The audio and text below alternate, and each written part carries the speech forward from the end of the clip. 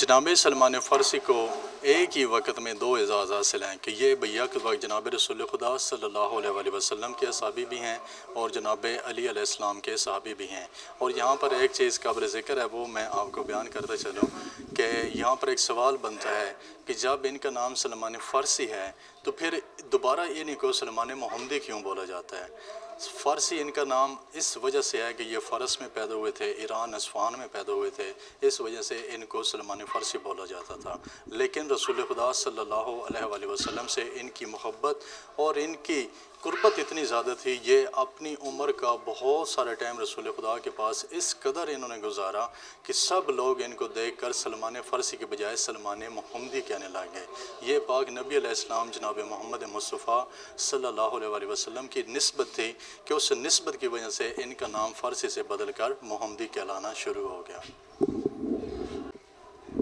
جناب سلمان فارسی کو یہ اعزاز بھی حاصل ہے کہ پاک نبی علیہ السلام کے جتنے بھی اصحاب کرام ہیں، ان سب میں سے پاک نبی علیہ السلام نے جن کو اہل بیت کا عہدہ دیا ہے، جن کو اپنی اہل بیت کا ذکر کیا ہے، اور پاک نبی علیہ السلام نے جن کو اپنا سب سے قریبی صحابی کا نام دیا ہے، وہ جناب سلمان فارسی سرکار ہیں۔ جناب سلمان فارسی 35 ہجری میں 250 سال کی عمر میں دنیا فانی سے کوچ کیا، اور جناب علی علیہ السلام نے خود کوفہ سے آ کر جناب سلمان فارسی کو یہاں پر غسل دیا اور اپنے ہاتھوں سے تدفین کی۔ جناب سلمان فارسی وہ شخصیت ہیں جن کا نماز جنازہ خود پاک نبی علیہ السلام نے، پاک علی علیہ السلام نے پڑھایا، اور ان کی صف میں ملائکہ کی ایک بہت بڑی تعداد شامل تھی۔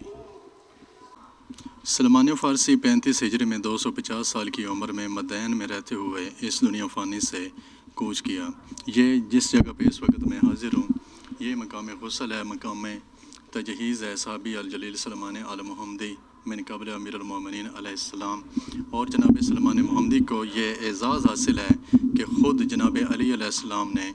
کوفہ سے تشریف لا کر جناب سلمان محمدی کو خود غسل دیا، پھر ان کو خود کفن دیا، پھر ان کی جو تدفین تھی وہ مولا کائنات جناب علی ابن ابی طالب علیہ السلام نے خود فرمائی۔ اور جناب سلمان محمدی وہ شخصیت ہیں جن کا نماز جنازہ خود پاک علی علیہ السلام نے پڑھایا، اور ان کی جو صفیں تھیں ان میں مومنین کے علاوہ بہت زیادہ تعداد ملائکہ کی بھی شامل تھی۔